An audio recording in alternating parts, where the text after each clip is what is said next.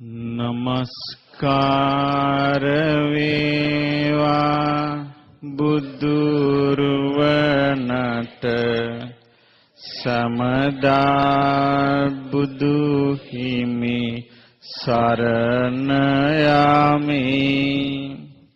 නමස්කාර වේවා ධම්රුවනට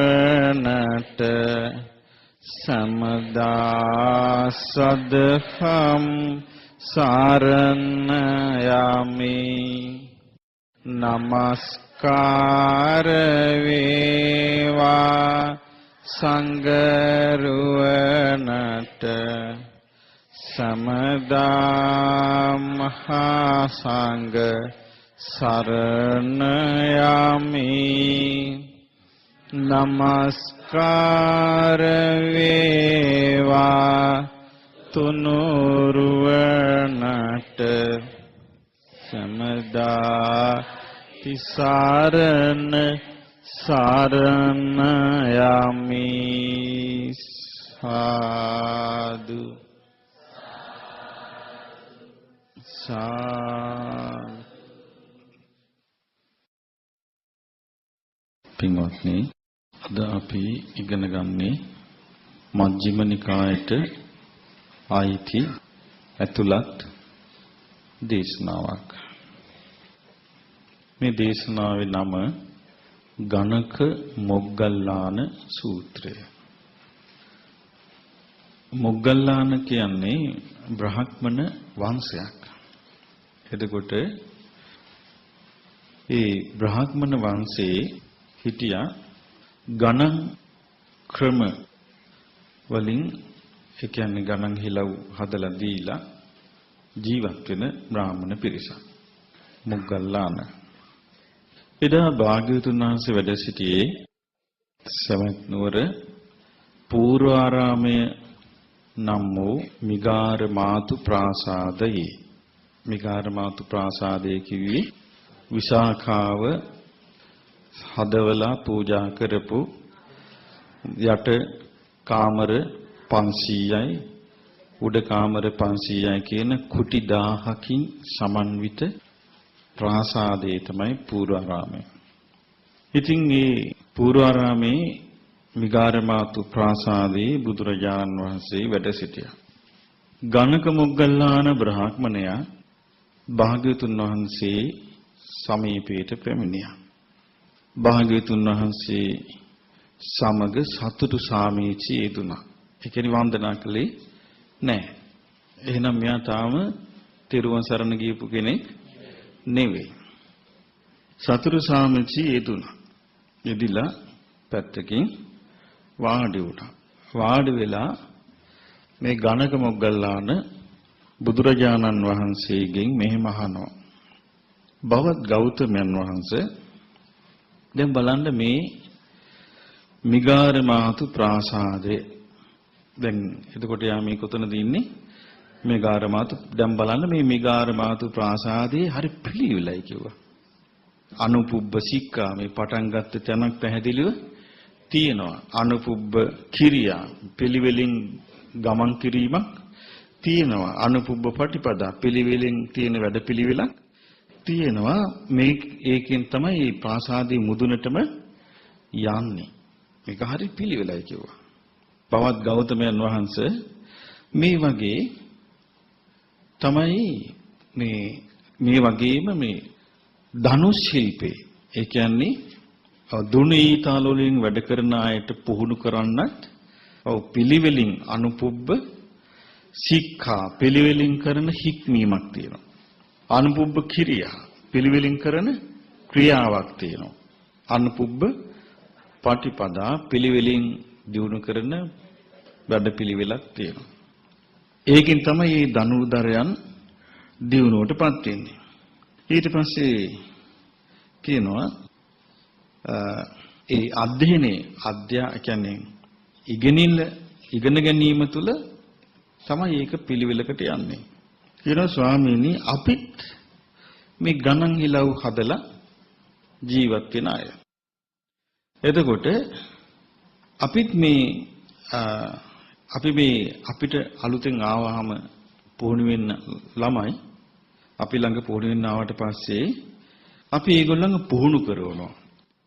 ඒකං ඒකකං එකේ එක ද්වේ දුක දෙකේ දෙක තුනේ තුන හතරේ හතර පහේ පහ හයේ හය සත්ත සත්තක හතේ හත අට අටක අටේ අට නවේ නවය දහයේ දහය මේම අපි 100 ගණන් පුහුණු කරනවා කිව්වා. චක්‍රය මේ කියන්නේ නේ. අපිත් කියලා තියෙන දෙවරක් එක දෙකයි දැන් නැද්ද ඒක? එතකොට පුහුණු කරනවා ගණිතයට යන්න ඉස්සර වෙලා චක්‍රය උගන්වනවා. එතකොට මේකෙන් කියන අපි අපේ වැඩේ පටන් ගන්නෙ. ඒක හරිනේ අපිත් එහෙම පුහුණුව ලැබුවානේ.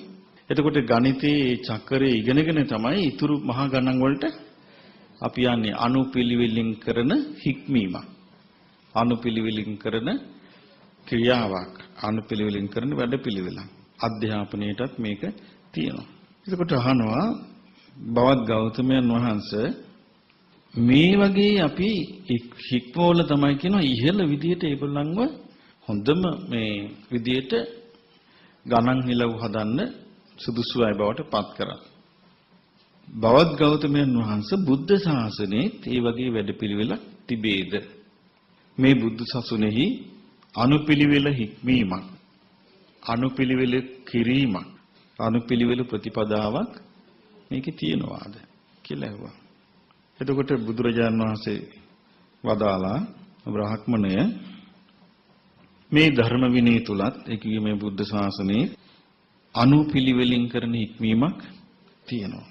අනුපිළිවෙලින් කරන ප්‍රතිපදාවක් තියෙනවා.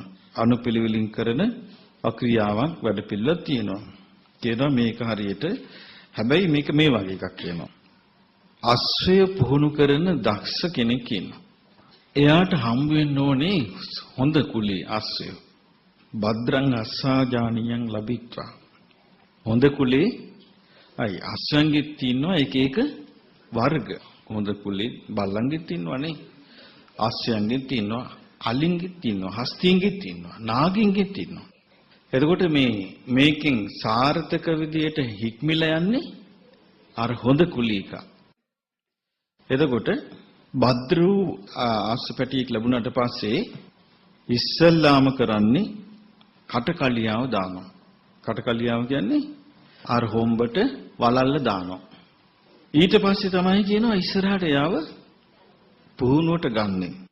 මේ වගේ කියනවා බ්‍රාහ්මණේ තථාගතයන්ට පුරුෂ ධම්මං ලබිත්වා. දමණයට සුදුසු පුරුෂයෙක් හම්බ වුණාම අන්න පුරුෂ ධම්ම සාරථී කියන එකේ අර්ථ ගන්න පුළුවන් නේ. දමණයට සුදුසු පුරුෂයෙක් ලැබුණාම පුරුෂ ධම්මං කියන්නේ ඒක. දමණයට සුදුසු පුරුෂයෙක් ලැබුණාට පස්සේ ඉස්සල්ලාම මෙන්න මෙහෙම හික්මීම දෙනවා කියනවා. ඒහි ත්වම් බික්ඛු භික්ෂු මෙහෙන්න සීලවා හෝහි. දැන් ඉතින් ඔබ සීලවන්ත වෙන්න. පාතිමොක්ඛ සංවර සංවතු විරාහි. ප්‍රාතිමෝක්ෂ සංවරයෙන් සංවර වෙලා වාසය කරන්න. ආචාර ගෝචර සම්පන්නෝ. ඇවතුම් පැවතුම් යහපත් පවත්වන්න. අනුමත්තේසු වජ්ජේසු භය දස්සාවි. ඊතා කුඩා වරදෙත් බය දකින්න. පුංචි වරදෙත් බය දකින්න. සමාදාය සික්ඛස්සු සික්ඛාපදේසු. මේ සීල්පද වල සමාදන් වෙලා හික්මෙන්න කියලා ඔන්න ඉස්සල්ලාම අර පින්වන්ත අසපෙටියට කටකලියාව දානවා වගේ ඉස්සල්ලාම මේ දමණී වීමට සුදුසු පුරුෂයාට භාග්‍යතුන් වහන්සේ ඉස්සල්ලාම කුමක්ද පනවන්නේ? සීලය කියනවා. එයාට සීලයට එන්න කියනවා. කියන බ්‍රාහ්මණය යම් දවසක භික්ෂුව ඒ සීලේ හොඳට පිළිපිටනවාද අනුමාත්‍ර බයකින් වාසය කරනවාද ශික්ෂාපද ගැන වරදකට අහු වෙන්නේ නැති වෙන සමාදන් වෙලා වාසය කරනවාද ඊට පස්සේ තථාගතයන් වහන්සේ ඒ දමණය කළ යුතු පුරුෂයාව තවදුරටත් පුහුණු කරනවා හික්මවනවා කියනවා. දැන් ඔන්න ඉස්සෙල්ලාම දැන් අපි දන්නවා එකපාරට හිත සංවර කරන්න අමාරුයි. එන්න දැන් ඉස්සෙල්ලාම සංවර කරන්න ඉගෙනුවේ කුමක්ද? කයයි වචනයයි. දැන් ශික්ෂාපදවල සංවර කරන්නේ කයයි වචනයයි. ගුරුසු දේ. ඉස්සෙල්ලා ගුරුසු දේ සංවර කරන්න ඉගෙනුවා. දැන් ගුරුසු දේ සංවර කරද්දී එයා හිත යම්කිසි ප්‍රමාණයකට සංවර කරනවා. මොකද චිත සංවර කරගන්නේ නැතුව කය වචනේ සංවර කරගන්න බෑ. එතකොට යම්කිසි ප්‍රමාණයකට එයා තමන් ගැන අවධානයෙන් ඉන්න ඕනේ. තමන් ගැන අවධානයෙන් ඉන්නේ නැතුව එහෙම කරන්න බෑ. දැන් අපි ගත්තොත් ඔන්න අපි අටසිල් ගත්ත කියමු. අටසිල් සමාදන් වෙලා ඉන්නකොට දැන් ඔන්න අටසිල් වල තියෙනවා සිල්පද 8ක් නේ. දැන් පන්සිල් අරන් පුරුදු වෙච්ච එක්කෙනා උන් ඊට පස්සේ අලුතෙන් සිල් ගන්නවා. විකාල භෝජන, ගීත වාදිත, උච්චාසන ඔය ටික ගන්නවා. දැන් මෙයා අවධානයකින් නැත්තම් ඒ ගැන ඔන්න හවසට මොණිපුරෙක් ඇවිල්ලා ආච්චි මෙන්න විස්කෝතුවක් කියලා දෙනවා. එයා මොකද කරන්නේ? කට අරිනවා. විස්කෝතු කෑවට පස්සේ තමයි මතක් වෙන්නේ මං සීල් අරන්නේ. එතකොට එහෙම වෙන්නේ මොකද? අවධානය නැතිවීමෙන්. එතකොට අවධානය ඇති කරගෙන වාසය කරන කෙනා තමයි අනුමාතෘ වරදෙහි බය දකින්නේ. එතකොට මේ අවධානය යොමු වෙලා සිටීම පින්බලයක්. දැන් සීල් කොච්චරනම් ගන්නවද නේ? දැන් අපි ගත්තොත් ලංකාවම සීල් ගන්නවනේ. පන්සිල් ගන්නවා මුළු ලංකාවම. ඉස්කෝලේ ළමයි පුංචි කාලේ ඉඳලා පන්සිල් ගන්නවා. ඊළඟට පොයට සීල් ගන්න. ඊළඟට දස සීල්, පැවිදි සීල්, උපසම්පදා සීල් ගන්නෝනේ උපසම්පදා සීල් එහෙම. නමුත් රැකිල්ලක් නැහැ. මොකද හේතුව එන අවධානය නැහැ. තමන් මේ හික්මීමට ආවා කියලා. ඒ අවධානය නැත්තේ මොකෝ? එකක් තමයි ඒ අවධානය දෙන්න පුළුවන් උතුම් පුද්ගලයා අප අතර නැහැ. භාග්‍යතුන් වහන්සේ අපිට කතා කරලා කිව්වනම් මෙහෙන්න වලකින්න මේකෙන් කියලා. භාග්‍යතුන් වහන්සේ පුරුෂ ධම්ම සාරති. නිකම්ම দমনය වෙනවනේ. ඒ බුදුරජාණන් වහන්සේට দমনය වෙච්ච නැති අය හිටියනේ. මං කිය බහුතරය ඒ කාලේ. එතකොට එයාව ඔන්න හික්මෙව්වා. සිල්පදේ හික්මුණාට පස්සේ බුදුරජාණන් වහන්සේ භික්ෂුවට අඬ ගහනවා. අඬ ගහලා කියනවා පින්වත් භික්ෂුව මෙහෙන්න. දැන් ඉතින් සිල්පද ටික ඔයා පුරුදු කළානේ. දැන් ඉන්ද්‍රිය සංවරයේ දෙන්න. ඔන්න දැන් මේ සිල්පද තව ගැඹුරට හික්මවනවා. ඉස්සෙල්ලා කළේ මොකද්ද? ඔව්. සතු මරීමෙන් වැළකුණා, සොරකමෙන් වැළකුණා, මේ බ්‍රහ්මචාරී ජීවිතයටපත් වෙලා හිටියා. ඊළඟට වචනෙන් අකුසල් කිරීමෙන් වැළකුණා, සංවර වුණා, ආජීවය පිරිසිදු කරගෙන වාසය කළා මේ විදිහට හිටියා. ඊට පස්සේ කියනවා දැන් ඔබ ඉන්ද්‍රිය සංවර කර ගන්න. ඇසෙන් රූපයක් දැක්කට පස්සේ චක්කනා රූපං දිස්වා මා නිමිත්තක් ගාහි හෝති. ඇසෙන් රූපේ දැක්කට පස්සේ ඔව් ඒකේ සටහන් ගන්න එපා. එතකොට මේ මට්ටමට එන්න පුළුවන් අර සංවර වෙච්ච කෙනාට. ඒකේ සටහන් ගන්න එපා. යම් සටහනකින් ඒ කියන්නේ සම්පූර්ණ සටහනක් ගන්නත් එපා. ඒකේ කොටස් ගන්නත් එපා. යම් එකකින් ගත්තට පස්සේ අර ඒ ගත්තු සටහනින් ඇස නැමැති ඉන්ද්‍රිය අසංවර වෙනවා නම් අසංවර වීම නිසා රාග, ద్వේෂ ආදීන් පීඩාවටපත් වෙනවා නම් නිතන්ට යන්න එපා. ඒතකොට යා තමන් ගැන කොච්චර අවධානයක්, කල්පනාවක් තියෙන්න ඕනද? ඊට පස්සේ එතකොට ඇස පිළිබඳ සංවරයෙන් වාසය කරන්න කියනවා. ඊට පස්සේ කියනවා බුදුරජාණන් වහන්සේ කනින් ශබ්දය අහලා කනින් ශබ්දයක් අහනවා. කවුරු හරි කියන මොන හරි දෙයක්. තව කියපන් කියලා අහන්නේ නැහැ. මොකද උන්නේ මොකද එහෙමද කියලා එහෙම අපි දන්නේව නෑනේ අසංවර වෙලා යනවනේ. ඒකේ විපත ඊට පස්සේ අපි විඳවන්න ඕනේ. ඊට පස්සේ අපිට තමයි ඒ අර්බුදේ විඳින්න වෙන්නේ. සෝතේන සද්දං සුත්වා කනින් ශබ්දය අහලා ඒ නිමිති ගන්න එපා කියනවා. ඒකේ නිමිත්ත ගන්නත් එපා. නිමිත්තක කොටසක් ගන්නත් එපා. අනුව්‍යංජනික නිමිත්තක කොටස්. ඒ කොටසක් ගන්නත් එපා. මොන වගේවද? ඒ නිමිත්ත ගත්තොත්, කනෙන් අහලා ඒක ගත්තොත්, ඒ ශබ්දයේ ඒ කොටසක් හරි ගත්තොත්, ඒකෙන් කන අසංවර වෙලා රාග ද්වේෂාදීන් පාපක අකුසල ධම්මයන් කෙලෙස් වැగిරෙන්න ගන්නවා. රාග ද්වේෂාදී කෙලෙස් වැగిරෙන්න ගන්නවා. හරි දැන් ඔබම හිතන්න බලන්න ඇහෙන් දැකපු රූප වලින් කෙලෙස් වැగిරුනේ නැද්ද? වැగిරුණා. කනෙන් ශබ්ද අහලා අපිට ද්වේෂේ, තරහ ආදී ඇතිවෙච්ච අවස්ථා නැද්ද? ඇයි හේතුව? අපේ ඇස කන ආදී සංවර කරන හැටි අපි දැන සිටියේ නැහැ. ඊට පස්සේ ජීවහායේ රසං සායිත්වා දිවෙන් රස විඳලා නිමිති ගන්න එපා කියනවා. කොච්චර දක්ෂකමක් තියෙන්න ඕනද නේ? ඒකේ සටහනක්වත් ගන්න එපා කියනවා. රස විඳලා. ඔන්න ගල් කැටයක් හැපෙනවා. මට මතකයි ඉස්සර මේ වැඩසටහන් වලට ආපු කවුරුහරි අම්මා කෙනෙක් මට ලියුමක් කිව්වා වැඩසටහන බොහොම හොඳයි. නමුත් දානෙති ගල් හැපුණා කියලා. එතකොට ඒක ලියුමක් කියවන තරම්ම ඒක නිමිත්ත බලවත් වුණා. ඉතින් එතකොට අපිට තේරෙනවා ඒක පොඩ්ඩක් අපිටත් ඉතින් හැපෙනවනේ. දවසක් මට මතකයි මට දානේ වළඳනද කැරපොත්ති. ඉතින් අයින් කළා වැළඳුවා. මට මතක් වුණා මහා කස්සප මහරහතන් වහන්සේ මෙහෙමද කළේ. ඉතින් ඒකයි. සමහර දවස්වලට අපිට කේස් රොදවල් හම්බ වෙනවා. අයින් කළා ඉතින් වළඳන මොනවා කරන්නද? ඈ? ඉතින් එහෙම අපිට ආත්ම ශක්තියක් ඒ වගේවත් නැත්තම් නේද? මේ ළඟදිත් හම්බුණා මට එහෙම කේස් ගහක්. එතකොට මේ අපි ඉතින් අයින් කරනවා. එහෙමවත් ආත්ම ශක්තියක් නැත්තම් දැන් සාමාන්‍ය ලෝකෙ පුරුදු වෙන්නේ එහෙම වෙච්ච එක මම බීචි කරනවා අප්‍රිය කියනවා තමන් ළඟ හිතාගෙන රන්රිදී මුතුමැණික් වලින් හැදුණු සිරුරක් කියලා. මේ ශරීරේ කොයිතරම් අපවිත්‍ර දේවල් වලින් යුක්තයිද නේ? ඒ නිසා දිවෙන් රස විඳ නිමිති ගන්නෑ. ඒකේ නිමිත්තක කොටසක්වත් ගන්නෙ නෑ. මොකද ඒක ගත්තොත් රාග දේශාදී කෙලෙස් අනේක පාපී අකුසල් වැగిරෙන්න හේතුවක් වෙනවා නම් ඒ බඳු දේ නොගෙන ඉන්න. එහෙම දැන් බලන්න දැන් බුදුරජාණන් වහන්සේ මේ කියන අවවාද ඒ කාලේ වික්ෂුන් වහන්සේලා කළේ නැද්ද? කළේ නැත්තම් රහතන් වහන්සේලා බී වෙන්නේ නැහැ. මේ අවවාද අනුගමනය කළානේ.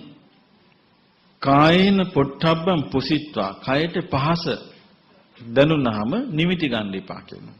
ඒකේ සටහන් ගන්න එපා. ඒ සටහනක කොටසක්වත් ගන්න එපා. මොකද මේ ගන්න සටහනේ කොටසකින් හරි සිත කිලුටු වෙලා පාපී අකුසල ධර්මයන් හට ගන්නවා නම් ලාමක වූ ස්වභාවයන් ඇති වෙනවා නම් හැලීම් ගැටීම් ඒක ගන්න එපා. ඊළඟට මනසා ධම්මං විඤ්ඤාය හිතට එක දේවල් හිතෙනවනේ. මේ හිතට හිතෙන දේවල් වල නිමිති ගන්න එපා කියන කොච්චර අමාරු වැඩක්ද. ඇයි දැන් අපේ හිත නිකන් ඔහේ වතුර උනන්නේ නැහැ. ඔහේ සිතුවිලි එනවනේ.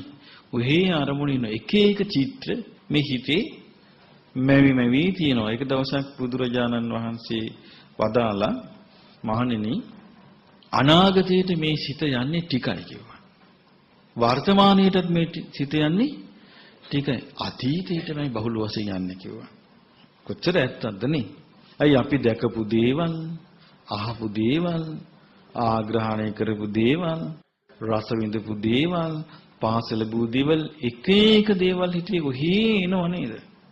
එතකොට මේක තමයි සාමාන්‍ය සංවර නොකළ හිතක තියෙන ස්වභාවය. එතකොට බුදුරජාණන් වහන්සේ දේශනා කරනවා මේ ඒ වගේ එද්දි නිමිති ගන්න එපා කියනවා. යම් නිමිත්තකින් රාග ద్వේෂාදී වැగిරෙන්න ගන්නවා නම් පාපී අකුසල ධර්ම වැగిරෙන්න ගන්නවා නම් අන්නේ නිමිති ගන්න එපා කිව්වා. ඒව නොගෙන වාසය කරන්න කිව්වා. ඉතින් අනුත්තර පුරුෂ ධම්ම සාරති ගුණයන්ගෙන් යුතු අපගේ භාග්‍යතුන් වහන්සේ ওই විදිහට තමයි ඒ කාලේ භික්ෂුන් වහන්සේලාව පුහුණු කළා තියෙන්නේ. අඬ ගහලා කියනවා දැන් ඉතින් සීලී කළා දැන් මෙහෙම ඉන්න කියලා. ඊට පස්සේ ඔන්න භික්ෂුව පුරුදු වෙනවා නිමිති නොගෙන වාසය කරන්න. දැන් ඒ විදිහට ඉන්න නම් එයා අනිවාර්යයෙන්ම වෙන නිමිත්තක් ගන්න ඕනේ නේ. සතිපට්ඨානෙට එන්නේ නැතුව මේක කරන්න බෑ. මොකද එයා සතිපට්ඨානයේ තුල තමයි ඉන්ද්‍රිය සංවරය යෙදෙන්නේ. සතිපට්ඨානයේ නැත්තම් ඉන්ද්‍රිය සංවරය දෙන්න බෑ. දැන් ඊට පස්සේ දැන් ඔන්න මෙයා ඉන්ද්‍රිය සංවරයේ යෙදෙමින් වාසය කරනවා. බ්‍රාහ්මණය මම ඊට පස්සේ භික්ෂුවට ආය අඬ ගහනවා. අඬ ගහලා කියන බොහොම හොඳයි දැන් ඔබ ඉන්ද්‍රිය සංවරයෙන් වාසය කරනවා. දැන් ඉතින් භෝජනේ මත්ඤ්ඤෝ හෝහි. ආහාරයේ අවබෝධයෙන් ගන්න. පමණ දැන්න කිව්වට තේරෙන්නේ නැහැ. හිතන්න පමණ දැන්න කිව්වට ටිකක්.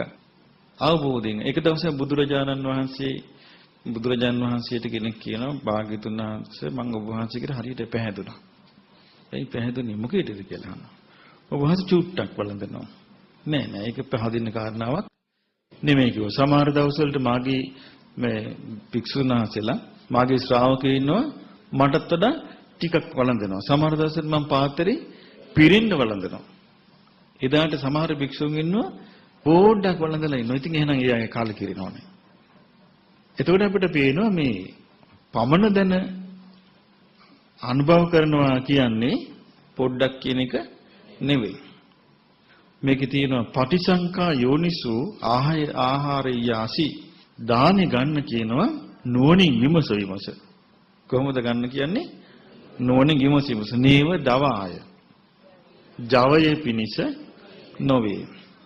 දැන් සාමාන්‍ය ලෝකයේ එහෙම ආහාර ගන්නවනේ නේ.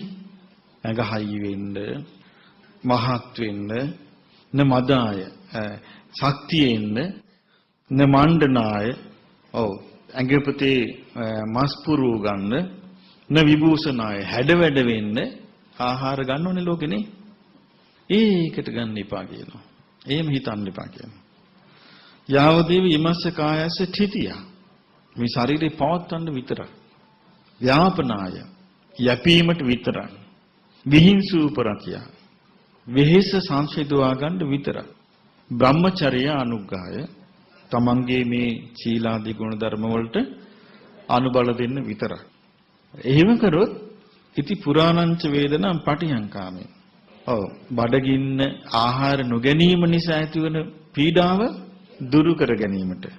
නවංච වේදන නවුපාදේශාමි. අලුතින් ඒ පීඩා ඇති කර නොගැනීමට.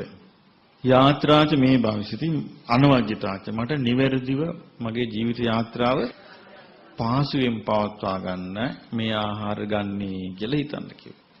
ඒ කාලේ මේ විදිහට හිතපු නිසා ඒක අසාරිපුත්ත මහ රහතන් වහන්සේ එක්තැනක වදාරනවනේ නේ. වදාරනවා බඩ සම්පූර්ණයෙන් පිරෙනකන් ආහාර ගන්න එපා කියනවා. බඩේ යම්කිසි ප්‍රමාණයකට ඉඩ තියාගෙන ආහාරය නවත්තන්න කියනවා. ඊට පස්සේ ඒ තුරු ටිකට පැන් වලදන්න කියනවා. ඒ කාලේ බලන්න කොච්චරනම් මේ දැන් මේ අපි මේ ඉන්නේ කොහෙද 2600 ගිහිල්ලානේ දැන්නේ. අපි දැන්නේ හිතන්නේ අපි දැන් හොඳට කන බොන පිළිවිල කියලා. ඒ කාලේ තමයි තිබිලා තියෙන්නේ ඒක. ඒ කාලේ සමාජය තුල හරියට තිබිලා තියෙනවා. දැන් ওই බ්‍රාහ්මණවරු එහෙම දානෙට ගියාම එහෙමම කාලා බුද්ධ වමික කියනවා. හොඳට කාලා වැඩි වෙලා වමනේ දාන. සමහරුන්ගේ කොච්චර තියෙනවද ඒකේ තියෙන බුද්ධ වමික කාක මාස කියලා. ඒ කියන්නේ කාකන්ට උගුරෙන් ගන්න පුළුවන් කෑම. ඒච්චර කාලා. ඒ බඳු ලෝකෙක සාමාන්‍යයෙන් ඒක මං හිතන්නේ ගොඩාක් කන්න ආසා කිරීම සාමාන්‍ය මනසේ ඇති ස්වභාවයක් වේ යුතුයි. ඒක ගැටුම් ලැබිය යුතු එකක් කියලා මං හිතන්නේ නැහැ. ජීවිතේ තේරුම් යෑමෙන් තමයි ටිකක් ඒක පාලනය වෙන්නේ. දැන් කුසල් රජුරුත් ගොඩාක් ආපු එකනේ නේ. දවසක් බුදුරජාණන් වහන්සේ ළඟට ඇවිල්ලා කුසල් රජුරු හතියරේ ඉඳලා තියෙනවා. හතියරේ ඉඳලා තියෙනවා. ඇයි රජතුමනි මක්කුණාද? වැඩිපුර ආහාර ගත්තා කිව්වා. ඊට පස්සේ බුදුරජාණන් වහන්සේ ගාථාවක් ඉගැන්නුවා. ඊට පස්සේ ඒ ගාථාව ආහාරයේ පමනට ගන්න එක ගැන. එතන පමනට ගන්න. ඊට පස්සේ සේවකයෙකුට මේක පාඩම් කරගෙන මම ආහාර අනුභව කරනලාට කියාපන් මම පඩියක් ගෙවන්නම් කිව්වා. ඊට පස්සේ කොසල් රජුරු කෑම කන්න ලෑස්ති වෙනකොට අරයා ගාතාව කියයි.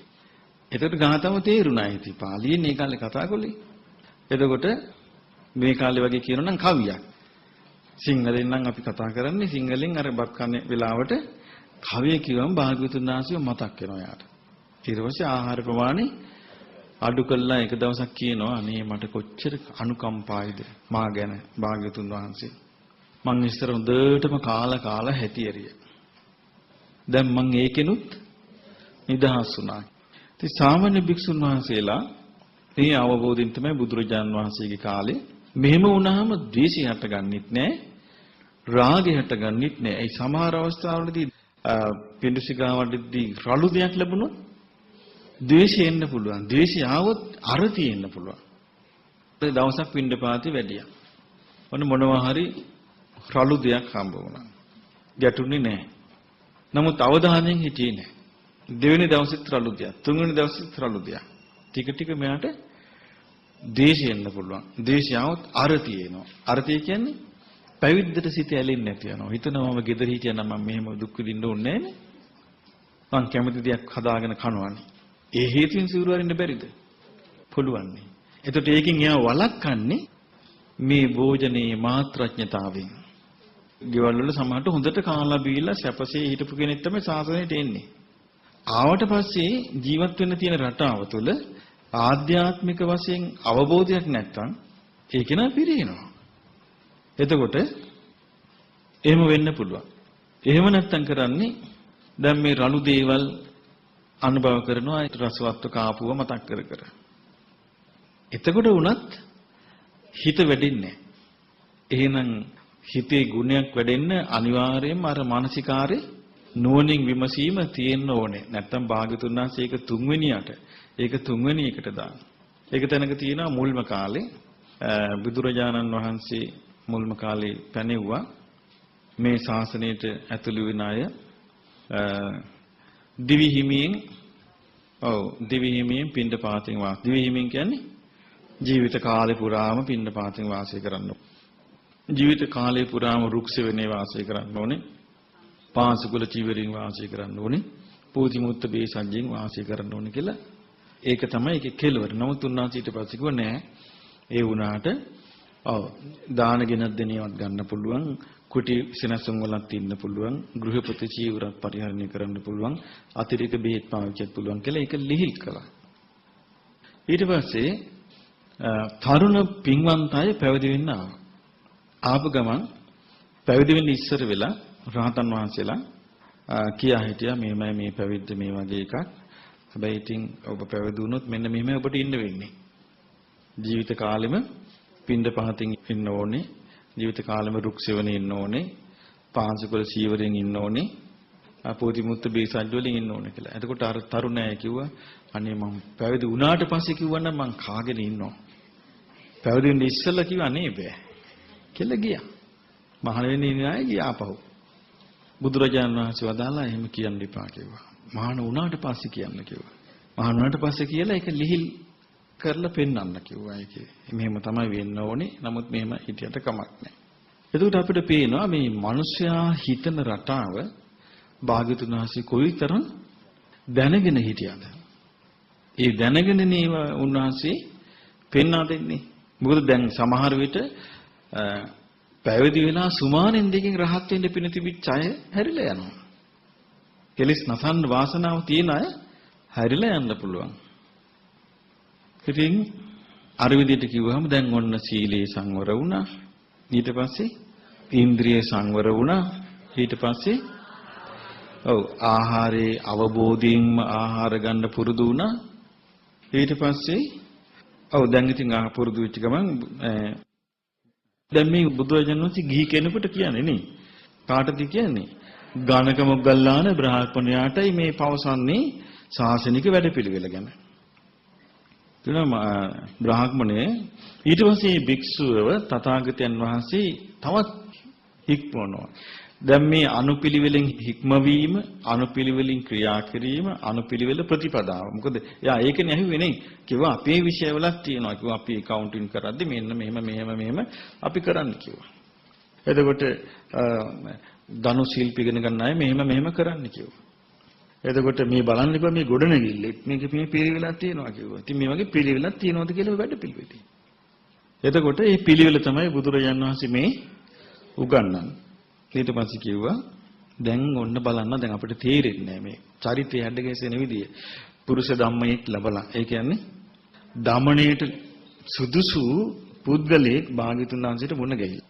ඒ පුද්ගලයා භාග්‍යතුන් වහන්සේගේ ශ්‍රාවකෙක් හැටියට පැවිදි වෙලා භික්ෂුවක් වෙලා දැන් පුරුෂ ධම්ම සාරති දමණය කරන පුද්ගලයන්ගේ රථාචාර්යයන් වහන්සේ දැන් හික්මවනවා ආර්යව සීලී හික්මෙව්වා ඉන්ද්‍රිය සංවරය හික්මෙව්වා ආහාරය අවබෝධයෙන් ගැනීම පිණිස හික්මෙව්වා දැන් ඔන්න තේරුණා දැන් මේ ටික මෙයා කරගෙන යනවා හොඳට ඊට පස්සේ බ්‍රාහ්මණේ දැන් මං අඬ ගහලා මෙහෙමයි කියන්නේ කියලා එන්න භික්ෂුව දැන් නිදි වරාගෙන ඉන්න පුරුදු වෙන්න ඉස්සෙල්ලා පොඩ්ඩක් නිදාගත්තට කමක් නැහැ. දැන් යාට පුරුදු වෙනවා. දැන් මේ වෙද්දි සතිපට්ඨාන වැඩෙනවා මෙයාට. නිදි වරාගෙන ඉන්න පුරුදු වෙන්න කොහොමද?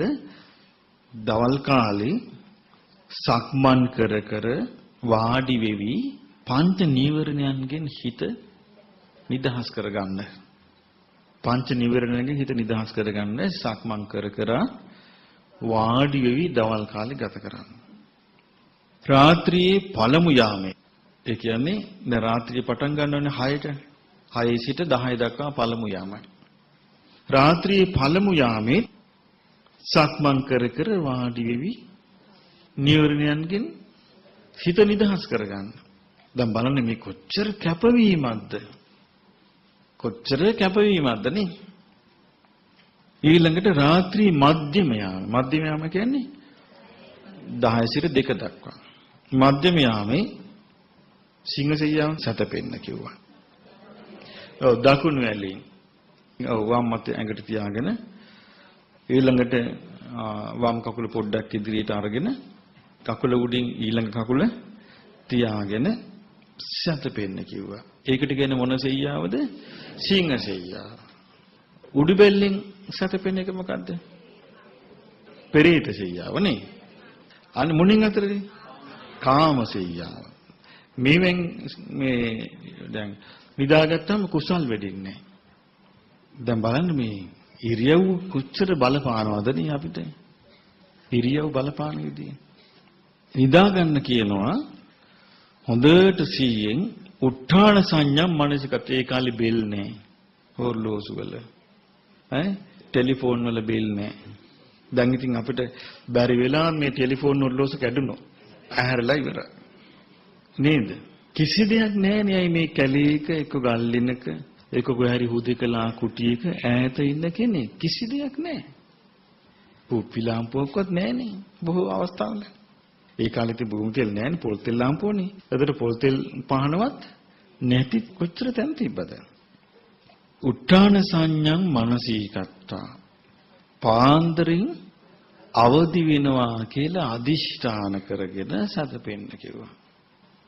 සතපිලා ඔන්න රාත්‍රී පාන්දර පස්චිම යාමේ නැගිටිනවා.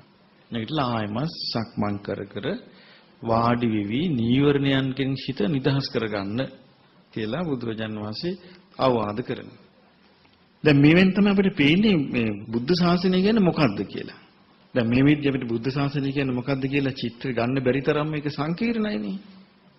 එතකොට නීවරණ ධර්මයන්ගෙන් සිත වෙන් කරගන්න කියලා කියනවා. දැන් අපිට පේනවා දැන් මේ විදිහට සිල්පදවල හික්මිලා පින් තියෙන කෙනා මේ පුරුෂ ධම්ම කෙනා දමනේ වීම සඳහා පින් තියෙන කෙනා ඉන්ද්‍රිය සංවරයේදීලා ඊට පස්සේ ආහාරය අවබෝධයෙන් පරිහරණය කරගෙන ඊට පස්සේ මේ විදිහට මේකට කියන්නේ ජාග්‍රයානු යෝගය කියලා. ජාගර කියලා කියන්නේ අවදියෙන් සිටීම. නිදි වරා සිටීම. එතකොට ඒ විදිහට අර නින්දට පුරුදු නැතුව මට මතකයි රහතන් වහන්සේ නම කියන තේර ගාතාවල නින්ද කියන්නේ ක්‍රීඩාවක් කියලා.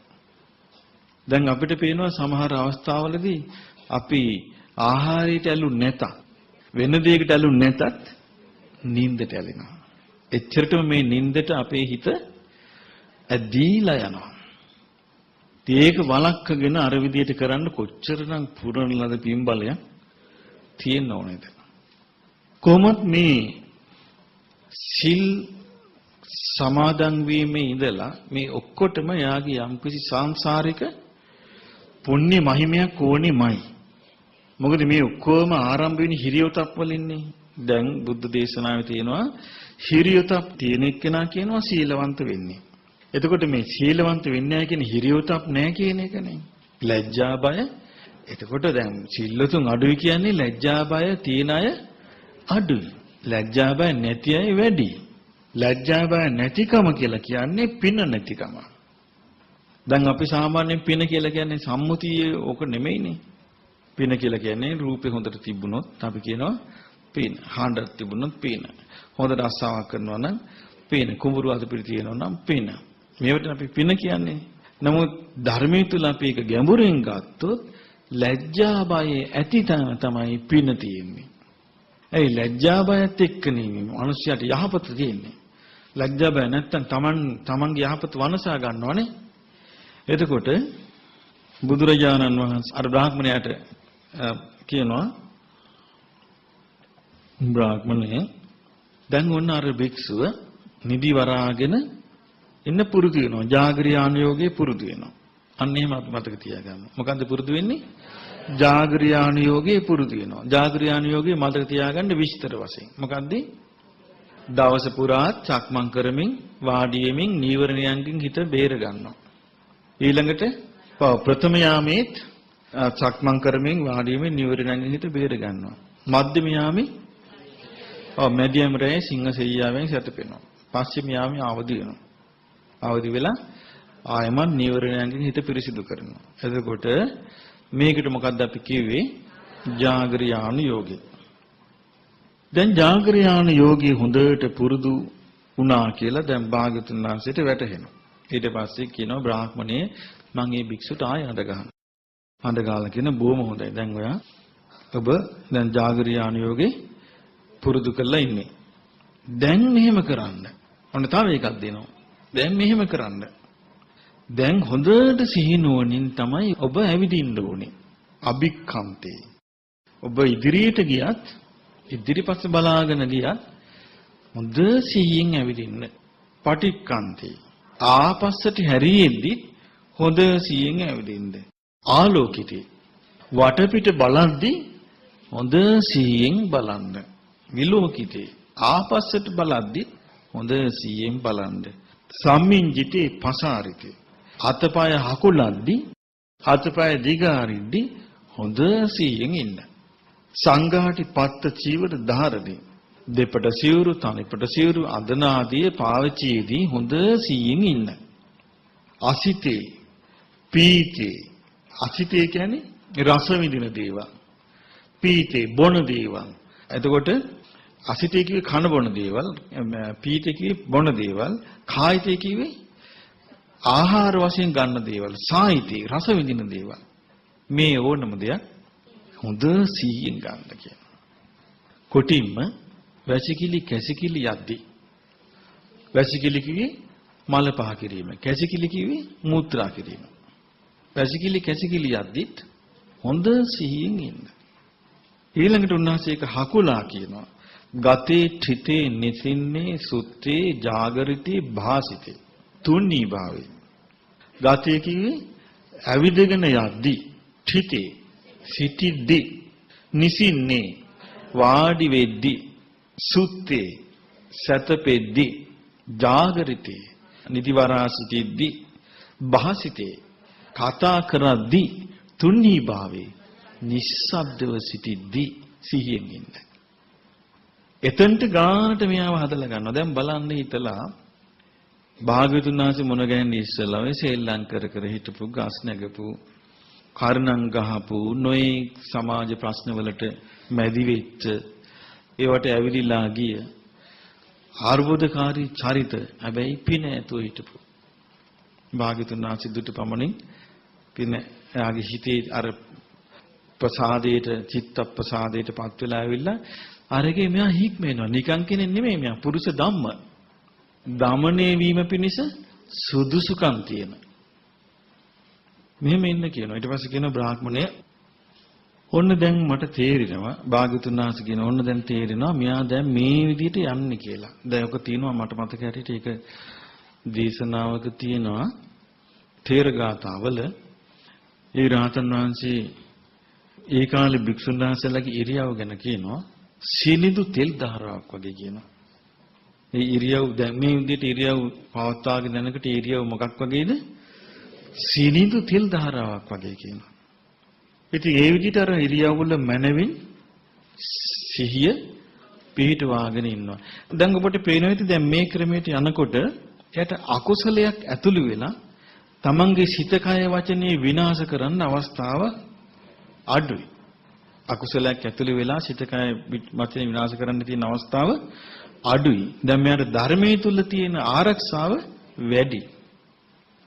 දැන් ඔන්න තේරුණා. ඊට පස්සේ කියනවා බ්‍රාහ්මණයේ දැන් මම මේ භික්ෂුවට ආයෙ කතා කරනවා. කතා කරලා කියනවා දැන් හුදෙකලා වෙන්න. ඔන්නේ හුදෙකලාව අනුමත කරපු තැන. දැන් මොකවත් නැතුව හුදෙකලාවට පණින්න නෙමෙයි මේ කියන්නේ. දැන් යන්න හුදෙකලාවට. දැන් ගිහිල්ලා හුදෙකලාවේ සුදෙකලා සීනාසනවල ඉන්න, කැලේ ගිහින් ඉන්න, රුක් සෙවණේ ගිහින් ඉන්න, කන්ද ගිහින් ඉන්න, සෝහම් පිට්ටු නිල දැන් ගිහින් ඉන්න, ගිරි ගුහාවල ඉන්න, ඔය ඕන තැනක දැන් ගිහින් ඉන්න කියනවා. කොයි විදිහටද කියන්නේ දැන් ගිහිල්ලා ඔව් මේව පාවිච්චි කරන්න කියනවා. එලි මහන තියෙන වනාන්තර මැද්දි ගල් තලාවල් ඕවැ ඉන්න ගිහිල්ලා. පිදුරු කුටි තියෙනවා හදපු ඒවැ ගිහිල්ලා ඉන්න. දැන් මෙයා ගිහිල්ලා මොකද කරන්නේ? දැන් මෙයා තනියම දැන් මෙතන දැන් භාග්‍යතුන් වහන්සේ දැන් මෙයා ওই ටික කරලා අතාරිනවා. හරි පුදුමයි නේ. දැන් ඔන්න ඉස්සෙල්ලා මොකද්ද කළේ? පැවිදෙන්න ආව පැවිදි වුණා. සීලේ පිහිටියා. ඊට පස්සේ ඉන්ද්‍රිය සංවරය ඇති කරලා දුන්නා. ඊට පස්සේ ආහාර අවබෝධයෙන් ගන්න ඉගෙනුවා. ජාගරියාණු යෝගය ඉගෙනුවා. ඊට පස්සේ සති සම්පජාඤ්ඤය ඉගෙනුවා. ඔව් සති සම්පජාඤ්ඤය ඊට පස්සේ අතෑරියා. ඊට පස්සේ බුදුරජාණන් වහන්සේ වදාළේ මේක දැන් යන්න. ගිහලා මේක කරගෙන යන්න හුදිකලාවේ. ඊට පස්සේ ඔන්න ක්‍රියා කරන හැටි තියෙනවා හරි ලස්සනයි. බ්‍රාහ්මණය දැන් මේ භික්ෂුව යනවා. දැන් බුදුරජාණන් වහන්සේ යට අතෑරියානේ දැන්. දැන් තනියම අර කුරුල්ලා ඉගිලින්න පුළුවන් වගේ දැන්. දැන් අතෑරියා. අතෑරියට පස්සේ දැන් මෙයා යනවා. මේ ස්වාමීන් වහන්සේ ගිහලා ඔන්න කැලෑවකට යනවා දැන්. දැන් කවුරුත් නැහැ. දැන් තියෙන්නේ මොකද්ද? අර භාග්‍යවතුන් වහන්සේ දීපු පුහුණුව. පුරුෂ ධම්ම සාරතීන් වහන්සේ දීපු සුපිරි පුහුණුව. ඒ පුහුණුව අරගෙන තමයි දැන් මෙයා වනාන්තරයට යන්නේ, ගල්ලෙනට යන්නේ, සෝහනට යන්නේ. ඒ ගිහිල්ලා මෙයා මොකද කරන්නේ? ඔන්න දවල්ට ආහාරයක් හොයා ගන්න. දැන් මෙයා එකට අහු වෙන්නේ නැහැ. ඇයි? ආහාරය අවබෝධයෙන් වළඳන්න දන්නවා. දැනගෙන එනවා. ඇවිල්ලා නිසීදති පල්ලංකං ආභජිත්ව. දැන් පළක බැදගෙන වාඩි වෙනවා. උජුං කායං කය ඍජු කර ගන්නවා. පණිදාය පරිමුඛං සතින් උපට්ඨපෙත්ත භාවනා අරමුණේ සිහිය පිහිටුවා ගන්නවා. දැන් අභිජ්ජං ලෝකේ පහය. දැන් හිතේ ඇල්ම හට ගන්න දේවල් එයා අතාරිනවා. අතාරලා ඇලීමකින් තොරව වාසය කරනවා. ඒ පුහුණු වෙලා. අභිජ්ජාය චිත්තං පරිශෝධේති. දැන් එයා තාම පුහුණු වෙලා අට මේ තොරව වාසය කරලා තාම පුහුණුවම යන්නේ. සිත පිරිසිදු කරනවා. දැන් ඉතින්ට එන්න දෙන්නේ. ව්‍යාපාද පදෝසම් පහය. දේශය ඇති ගන්න කරුණ දැන් එයා අතහැරලා ඒකෙන් සිත පිරිසිදු කරනවා. දැන් එයා අර විදිහට ජාගරයාන යෝගයේ ඉදිච්ච නිසා දැන් මෙයා නිନ୍ଦ පාලනය කළා. තීන මිද්දං පහය. තීන මිද්දේ ප්‍රහාණය කළා. විගත තීන මිද්දෝ. තීන මිද්දෙන් තොරව වාසය කරනවා. කොහොමද? ආලෝක සංඤී. දැන් යට අස්වහබ ගමන් හොඳ එළියක් තියෙනවා. එතකොට එයා හරි ප්‍රබෝධමත්. එතකොට සතෝ සම්පජානෝ හොඳ සීයෙන් තමයි ඉන්නේ. ඊළඟට උද්දච්ච කුක්කුච්චම් පහය. පසුතැවෙනේවා, බිසිරෙනේවා, පුංචි දෙයකටත් කලබල වෙනේවා ඒවා අතහැරලා භූපසන්න අජ්ජත්තං භූපසන්ත චිත්තෝ. තමා තුල සංසිදී ගිය සිතින් කොහොමද වාසය කරන්නේ? තමා තුල සංසිදී ගිය සිතින්. අකරංකති කුසලේසු ධම්මේසු විචිකිච්ඡා චිත්තං පරිශෝධයති. එතකොට මේක කොහොමද අරක කොහොමද කිය ආයාගේ අර හිතේ එහෙට මෙහෙට හිත ඉන්න ගතිය දැන් නැහැ. ඊට පස්සේ බුදුරජාණන් වහන්සේ විස්තර කරනවා දැන් මෙයා දැන් තනියම ගිහිල්ලා හුදෙකලාවේ දැන් මෙයා පංච නීවරණම හිතෙන් බැහැර කරනවා. මේක තියෙනවා පඤ්ඤාය දුබ්බලීකරණේ. චේතසු උපක්ඛලේශේ පඤ්ඤාය දුබ්බලීකරණේ පංච නීවරණේ. පංච නීවරණ කියලා කියන්නේ මොනවද? ආසාව, තරහ, නිදිමත, හිතේ විසිරීම, පසුතැවීම, සැකේ. මේවෙන් තමයි අපේ සම්පූර්ණ ප්‍රඥාව වනසන්නේ. ඒතර ප්‍රඥාව වනසන ගති ලක්ෂණ මෙයා හිතෙන් දුරු කරනවා. ප්‍රඥාව වනසන ගති ලක්ෂණ හිතෙන් දුරු කරන්නේ අර හික්මීම අනුපිළිවෙලින් තිබූ හික්මීම මත. අනුපිළිවෙලින් තිබූ ක්‍රියාව මත. අනුපිළිවෙලින් තිබූ ප්‍රතිපදාව මත. එහෙම කළා විවිච්ඡේව කාමේහි විවිච්ඡ අකුසලේහි ධම්මේ. කාමයන්ගෙන් වෙන්ව අකුසල ධර්මයන්ගෙන් වෙන්ව විවේකජං ප්‍රීති සුඛං. විවේකයෙන් හටගත්තු ප්‍රීති සුඛය ඇති පළවෙනි ධ්‍යානයේ උපදවාගෙන වාසය කරනවා. එයාට දැන් පුළුවන් ඒක කරන්න. ඊළඟට විතක්ක ਵਿਚාර සංසිඳවාගෙන ආධ්‍යාත්මී ප්‍රසාදය ඇති වෙන සිටී එකඟ බව වැඩි කරගෙන සමාධියෙන් හටගත් ප්‍රීති සුඛය ඇති දෙවනි ධ්‍යානයෙන් වාසය කරනවා. ඒ කියන්නේ ඉස්සලයාගේ චිත්ත ඒකාග්‍රතාවයේ තුළ යා සැපේ විදින්නේ පංච නීවරයන්ගෙන් බැහැර වෙච්ච නිසා. ඇති වෙච්ච විවේකී. එතකොට දැන් අපිට හිතා ගන්නවත් බෑ පංච නීවරණයන්ගෙන් බැහැර වෙච්ච විවේකේ කොහොමද කියලා. මොකද එහෙනම් අපි හිතාගෙන ඉන්නේ විවේකේ කියලා නිකන් කායට තියෙන නින්දට නේද අපි විවේකේ කියන්නේ. දැන් අපි මේ හරි අමාරුයි විවේක ගන්න ඕනේ කියනවා. අපි මේ විවේක කියන්නේ මොකද්ද? බුද්ධිය ගැනීම. නින්ද. දැන් මෙතන විවේක කියන්නේ. නමුත් අපි ඇඳේ නිදාගත්තා කියලා ගින්න ඇවිලින එක නෙවෙයිද? එහෙමමයි අවුල. එතකොට ඒ අවුල නැති හිත තමයි විවේකයටපත් වූ හිත. ඒ විවේකයෙන් හටගත්තු ප්‍රීති සුඛය. දැන් බලන්න හිතලා රාගයකින් පීඩාවක් නැත්තම්, ද්වේෂයකින් පීඩාවක් නැත්තම්, නිදිමතක් නැත්තම්, පසුතැවෙන්නේ නැත්තම්, සැකේකුත් නැත්තම්, හිතත් තැම්පත් නැ. ආයි වෙන මොකොත් උනද? එතකොට බලන්න කොච්චර සැපයක් යා විඳිනව ඇද්ද? ඊට පස්සේ තියෙනවා සමාධියෙන් හටගත්තු ප්‍රීති සුඛය. දෙවෙනි එක. තුන්වෙනි එකේ තියෙනවා සුඛංච කායේන පටිසංවේදීති. තුන්වෙනි ධ්‍යානයේකට කයට පවා ඒක දැනෙනවා. හතරවෙනි ධ්‍යානයේ තියෙන සැපදු කිසිම දෙයක් නැහැ. මානසිකව දැනෙන්නෙත් නැහැ සැපදු. කායිකව දැනෙන්නෙත් නැහැ. ගැඹුරු සමාධියකට යනවා. සිත ඒකාග්‍රතාවයකට. ඒක මොකද්ද? හතරවෙනි ධ්‍යානෙ. මෙහා මේව කරනවා කියනවා එතනට ගිහිල්ලා. කොච්චර සුන්දර යුගයක් තියෙන්නේ නැද්ද නේ? දැන් එහෙම බලද්දි සාමාන්‍ය ලෝකේ තියෙන දැන් මේක ප්‍රතිපත්ති පූජාවනේ. සාමාන්‍ය ලෝකේ ආමිෂ පූජා ප්‍රතිපත්ති පූජා ගත්තොත් එහෙම මේ ප්‍රතිපත්ති පූජා කොච්චර මිනිස්යාට දැනෙන එකක්ද නේ? ආමිෂ පූජාවක් දැනෙනවා. දැන් අපි ගත්තොත් දැන් ඔන්න ඊයේ තිබුණ ඡාය වන්දනාවක් තිබුණා ලස්සනට මල් දසරසලා. ඒක යම් කිසි දෙයක් දැනෙනවා. හැබැයි ඒක ඉක්මනට නැති වෙනවා. මේක එහෙම නෙමෙයි. මේක පවතිනවා. එයි මේක Taman තුලින් උපදින්නේ ඔක්කොම. ඊට පස්සේ බුදුරජාණන් වහන්සේ දේශනා කරනවා බ්‍රාහ්මණය ඊට පස්සේ භික්ෂුව අරහත්ත්වේ තමයි කියන ඊට පස්සේ යාගේ එකම ඉලක්කය. එකම ඉලක්කේ නිකලස් බව කියනවා. ඒ ඉලක්කයට යනවා කියනවා. ඊට පස්සේ කියනවා බ්‍රාහ්මණය මේ රහතන් වහන්සේලා ඉන්නවා. ඒ කියන්නේ ජීතේ භික්ඛු අරහන්තෝගේ රහත් වෙච්ච කීනාසෝ ආශ්‍රවේ ක්ෂය කරපු මුසිතවන්තෝ සසුනේහි වාසයේ සම්පූර්ණ කළ කත කරණීයෝ කලයුක්ත කළ ඔහිත බහරා කෙලෙස් බර බහැර කළ අනුපත්ත සදත්තා පිළිවෙලින් පැමිණි අර්ථය ඇති පරික්ඛීන භව සංයෝජන ක්ෂය කළ සම්මදඤ්ඤා විමුක්තා මන අවබෝධයෙන්ම දුකෙන් නිදහසු. ඒ රහතන් වහන්සේලාත් ওই විදිහට කියනවා ඊට පස්සේ ජීවත් වෙන්නේ. රහත් වුණාට පස්සේ ජීවත් වෙන්නේ ওই විදිහට කියනවා. ඒක ධිට්ඨිධම්ම සුඛ විහාරය. යාට ඒ ජීවිතී සැපසේ වාසය කරන්න ඒක හේතුවක්. සීරුණත් ওই වැඩි තියෙනවා කියනවා. හොඳයි කියනවා ඒක. රහත් වුණාට පස්සෙත් ඒක ওই රටාව තමයි කියන යාට තියෙන ඊට පස්සේ. හරි පුදුමයි නේ. එතකොට බලන්න මේ විදිහට කිව්වම අර ගණක මොග්ගල්ලාන හොඳ ප්‍රශ්නයක් අහනවා. අහන බවත් ගෞතමයන් වහන්සේ ඔය කියන ආකාරයට ඔය විදිහටම අවවාද කරද්දී ඔය විදිහටම අනුශාසනා කරද්දී සියලු දෙනාම නිවන අවබෝධ කරනවාද? එහෙම නැත්නම් කොටසක් නිවන අවබෝධ කරනවාද?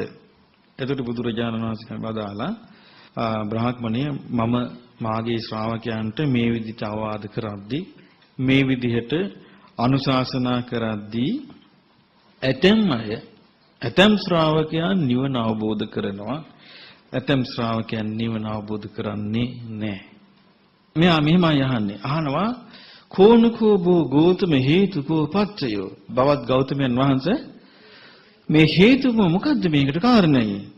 යම් තිට්ඨතිව නිබ්බාණං නිවනක් තියෙනවා නම් තිට්ඨති නිබ්බාණගාමි මග්ගෝ නිවනට වැඩපිළිවෙලකුත් තියෙනවා නම් තිට්ඨති බවං ගෞතමෝ සමාදපේතා මේ කාරණේ කියලා දෙන්න බවත් ගෞතමයන් වහන්සේත් ඉන්නවා නම් ඉතින් කොහොමද බවත් ගෞතමයන් වහන්සේ මෙච්චර අවවාද කරද්දී අනුශාසනා කරද්දී නිවනකුත් තියෙනවා නම් යන්න වැඩපිළිවෙලකුත් තියෙනවා නම් මේ වැඩපිළිවෙල කියා දෙන්න භාග්‍යතුන් වහන්සේ වැඩ ඉන්නවා නම් ඇයි මෙහෙම වෙන්නේ? කොටසක් විතරක් නිවන් දකින්නේ කොටසක් නොදකින්නේ. බුදුරජාණන් වහන්සේ කියන බ්‍රාහ්මණේ මම අහන්නම් මේක ඔයාගෙන්ම. මේක වැටහෙන හැටියට පිළිතුරු දෙන්න. බ්‍රාහ්මණිය ඔබට රජගහ නුවරට යන්න මාර්ගය පෙන්වා දෙන්න පුළුවන්ද? ඇයි මෙයා රජගහ නුවර එක්කනේ. දැන් මේ කතාව යන රජගහ නුවර නෙවෙයි. සවැත් නුවර. ඇයි මේ ගාරමාතු ප්‍රාසාදේ තියෙන්නේ?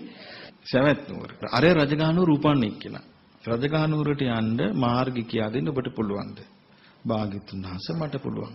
රජගහ නුවරට යනකම් මේ යන්නේ කියලා මට කියා දෙන්න පුළුවන්.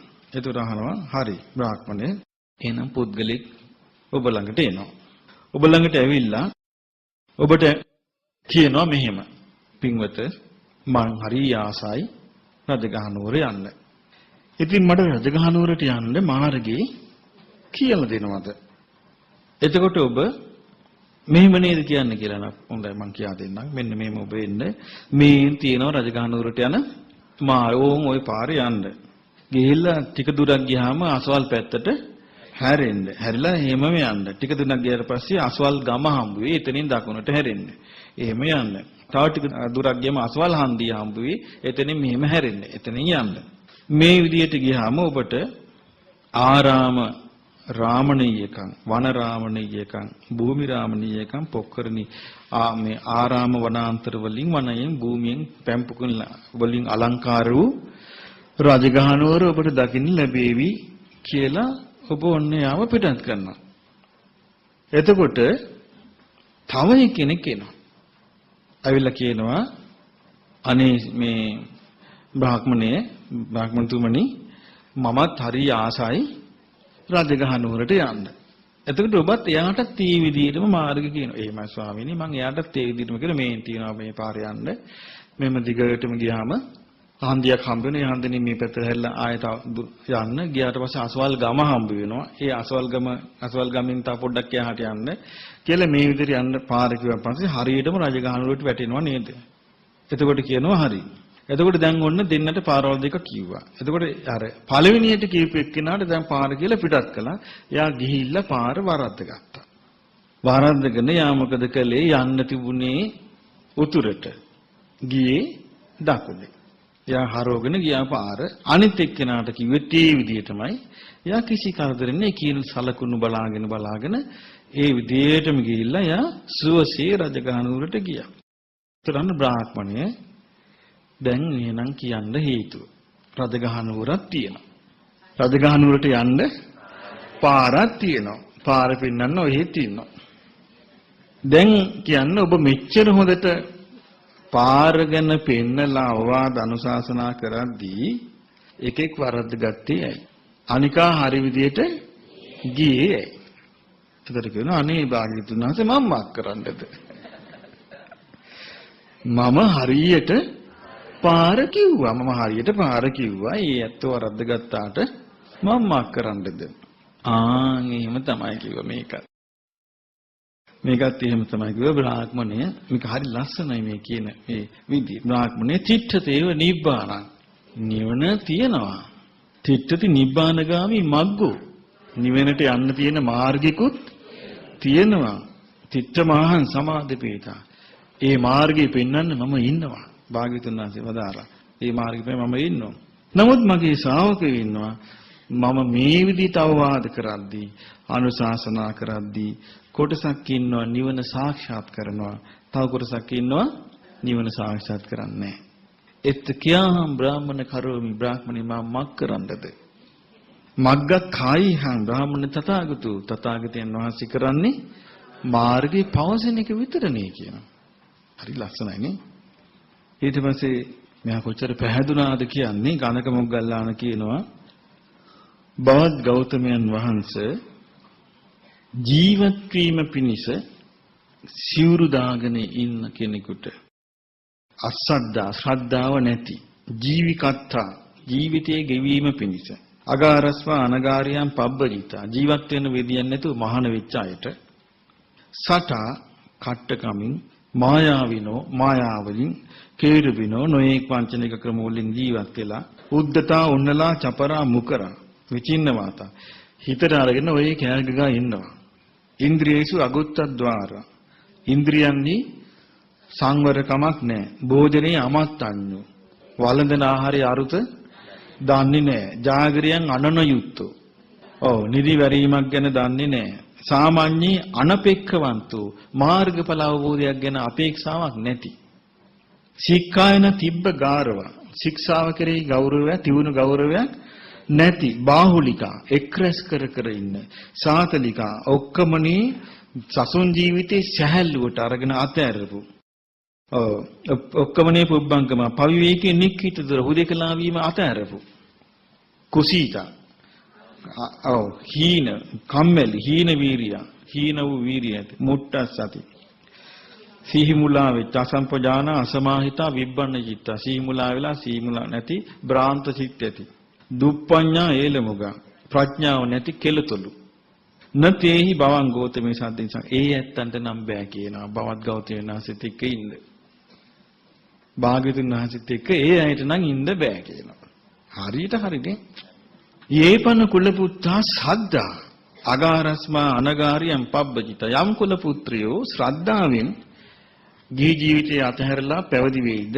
අසඨා අමායාවිනෝ කට්ට මායා නැති අකේතු බිනු අනුද්දත ඒ කියන්නේ වංචා නැති අකේතු කියන වංචා නැති අහංකාර නැති නිහතමානී චපල නැති මුකර නැති ඒ කියන්නේ එකක් වුණා හතරක් කියන්නේ නැති අල්කින්න වාචන කියෝ අපහාස කර කර ඉන්නේ නැති ඉන්ද්‍රියේසු ගුත්තද්්වාර ඉන්ද්‍රියංගේ සංවරයෙන් වාසය කරන භෝජනේ මත්තඤ්ඤුනෝ අවබෝධයෙන් ආහාරය අර්ථය දැනගෙන වළඳන ජාගරියන් අනුයුක්තෝ ජාගරියානු යෝගයේහි යෙදෙන සාමාන්‍ය අපේක්ෂවන්තෝ මාර්ගඵල අවබෝධි අපේක්ෂාවකින් යුතු සික්ඛාය තිබ්බ ගාරව ශික්ෂාවෙහි තියුණු ගෞරවය තින බාහුලිකා බහුල වශයෙන් බඩු භාණ්ඩ රැස් කිරීමක් නැතින සාතලිකා ඒවයි එකතු කිරිල්ලක් නැති ඔක්කොමනේ නික්කිත දුරා ඒක හිතට ගත්තු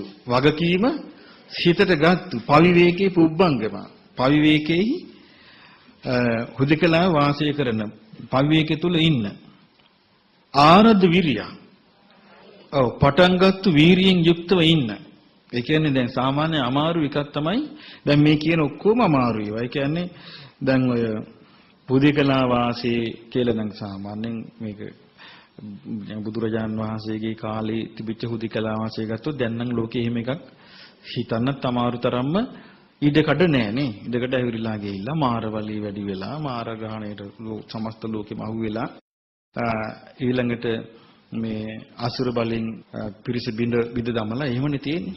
එහෙම නැහැ. බුද්ධ කාලේ. ඇයි උන්වහන්සේ මේ ඔක්කොම අනුශාසනා කරන්නේ සීනාසහිත මාරයා පරද්දවල. ඊට පස්සේ ආරද්ධ විරිය පහිතත්තා උපට්ඨිත සතිනෝ. පහිතත්තා කිව්වේ ඔව් තමන්ට වෙන අපේක්ෂාවක් නැහැ. කාය ජීවිත අපේක්ෂාව ආතර. ඒ කියන්නේ මේක කාගෙන යන. ආයෙත් මේකේ වෙන දැන් අර මේ පුහුණුව ලැබෙන විදිහට තේරෙන්නේ නැද්ද මේ කාගෙන යනවා කියලා? ඇයි කාගෙන යන්නේ නැති කෙනෙකුට යන්න බෑ. එතකොට උපට්ඨිත සීය නුවණින් යුක්තව සමාහිතව එකඟ සිතින් ප්‍රඥාවන්තව නුවණින් යුක්ත වාසය කරන යම් භික්ෂු පිරිසක් ඇද්ද ආන්ගේ අය බවත් ගෞතමයන් වහන්සේ සමගයි ඉන්නේ. මෙහෙම කිව්වම මට එකක් මතක් වුණා මේ වගේ එකක් බුද්ධ දේශනාවක තියෙනවා සංඝාටිකන්න සූත්‍රය කියලා. සංඝාටිකන්න සූත්‍රයේ තියෙන්නේ පුද්දක නිකායේ. සංඝාටිකන්න සූත්‍රයේ තියෙනවා භාග්‍යතුන් වහන්සේ දේශනා කරන මහණෙනි මෙන්න මේ විදිහටම මේ වචන පාවිච්චි කරලා තියෙනවා මේ විදිහට චපල මායා තියෙන කට්ට ධර්මයේ ගැන හිතන්නේ නැති කට වාචාල මෙහෙම අය ඉන්නවා. භාග්‍යතුන් වහන්සේ විදිහටම සිවුරු පොරෝගෙන භාග්‍යතුන් වහන්සේගේ ඉරියව් පිරික්සා බලා ඒ විදිහටම ඉරියව් පවත්වාගෙන භාග්‍යතුන් වහන්සේගේ සගල සිවුරේ කොනක් අල්ලගෙන එනවා. කියන බුදුරජාණන් වහන්සේ දල් නමුත් මහණෙනි යා මගෙන් ඈතයි. යම් කිසි කෙනෙක් ඈත වන්නේ ඒක හුදකලාව ඉන්න මේ කියප ගුණ ටික ඒකේ සඳහන් කරලා තියෙනවා. අසට අමායාවී අකේතු විනෝ අනුද්දතා අනුන්නලා අචපලා අමුකරා අවිකින්න වාචා ඉන්ද්‍රියේසු ගුත්තද්වාරා භෝජනේ මත්තඤ්ඤු ජාගරියන් අනුයිත මේ ඔක්කොම වචන ටික තියෙනවා.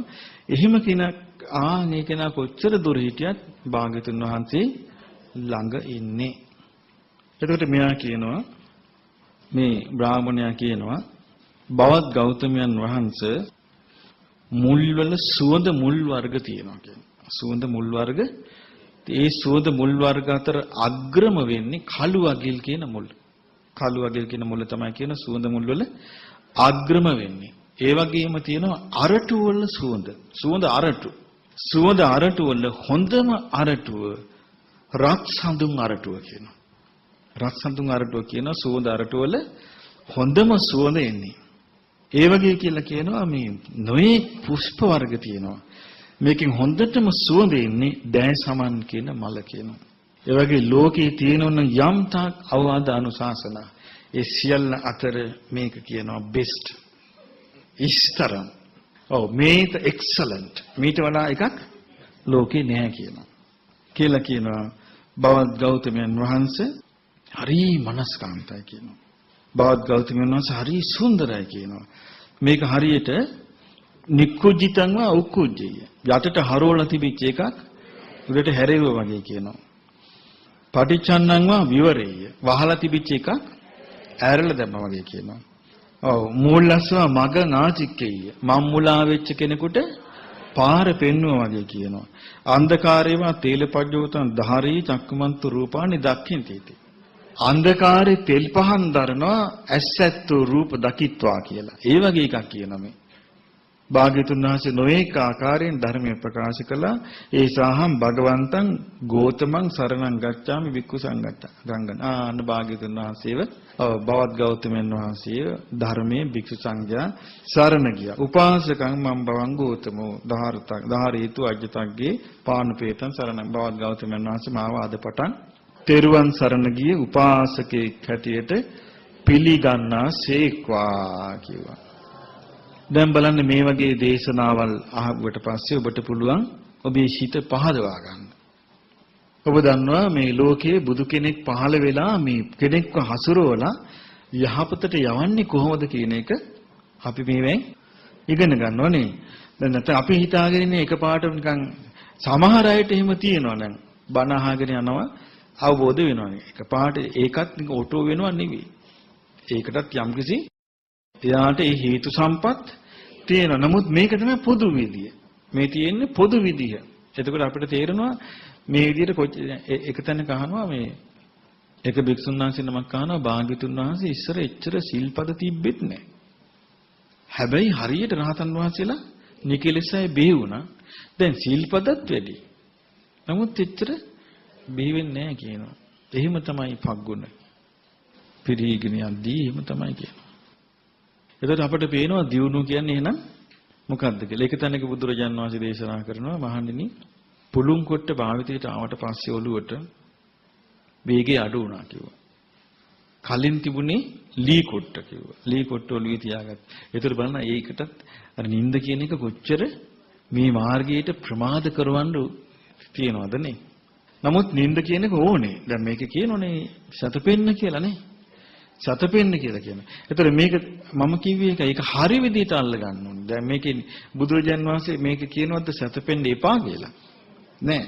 සමහරේ වරද්ද ගන්න. ඔන්න චුට්ටක් සමාධියක් ඇති වෙනවා කියමු. ඔන්න චුට්ට නිදිමත නෑ. ඔන්න මම අද කරගන්න ඕනේ මේක කියලා. ඔන්න අවුල් කරගන්නවා. කරගන්නවා නෙමෙයි අවුල් කරගන්නවා. ඊළඟ දවස් දෙකේ තුනේ නොනිදායි. අරුබුදයක් ඒක. ඇයි මේ ක්‍රමයෙන් බැහැර වූ දෙයක්. සමහර උතුම් රහතන් වහන්සේලා ඉඳලා තියෙනවා. දැන් අර කවුද? අනුරුද්ධ මහ රහතන් වහන්සේ අවුරුදු 55ක් නේ. අවුරුදු 55ක් හිටියා. මේ ඇඟ හාන්සි කරෝලා නැහැ. ඒක ආශ්චර්යයි නේ. ඒ නිසා ඒ වගේ මහා හිතාගන්න බැරි ගුණ සම්පත් ශ්‍රාවකයන්ට තිබුණා නම් ශාස්ත්‍රුන් වහන්සේට කොහොම ඇද්ද? ඉතින් ඒ නිසා ඒ බුදුරජාණන් වහන්සේ ගැන දැන් අපි දැන් මේවෙන් යම් කිසි ප්‍රමාණයක චිත්‍රයක් ඇති වුණානේ. අපිට කවදාවත් උන්වහන්සේගේ පිළිම වහන්සේ නම අධ්‍යා බලලා මේ චිත්‍ර ගන්න පුළුවන්ද? ඒකයි ධර්මයේ තුලින් දකින්න ඕන කියන්නේ. ධර්මයේ තුලින් දැක්කොත් ඒක කරුණු සහිතව ඇති වෙන්නේ. කරුණු සහිතව. ඒක බොහෝ කල පවතිනවා. දැන් රූපෝලින් ගත්තොත් අපිට මේකට වඩා අරක ලස්සනයි, අරකට වඩා මේක ලස්සනයි කියන හිතෙන්නේ. එහෙම හිතෙනවද නැද්ද? හිතෙනවා. මේකේ එහෙම එකක් තියෙනවද? ඇයි මේකේ අර බමුණගේ උපමා ටික මැද නේද? කියනවා මොකද්ද කියන්නේ? යා කියනවා මේ සුවඳ මුල් තියෙන ලෝකේ සුවඳ මුල් වර්ග තියෙන මුල් වලින් කළු වගේ මුල තමයි හොඳම ස්පෙෂල් සුවඳ. ඊළඟට ලෝකේ තියෙනවා අරටු සුවඳ. ඒ අරටු සුවඳ අතර හොඳම සුවඳ රත් හඳුන් අරටු. ලෝකේ මල් වර්ග තියෙනවා කියනවා. මල් වර්ග අතර හොඳම මල් සුවඳ දැසම. ලෝකේ නොඑක අවවාද තියෙනවා කියනවා. අවවාද අතර මේක තමයි කියනවා හොඳම අවවාදේ. එහෙම සිත පහදින්න ඇයි මෙයා කෙලිම නිකලස් වෙන්න මේ විදිහට ලෝකේ කාටද වෙන්න කියන්න පුළුවන්.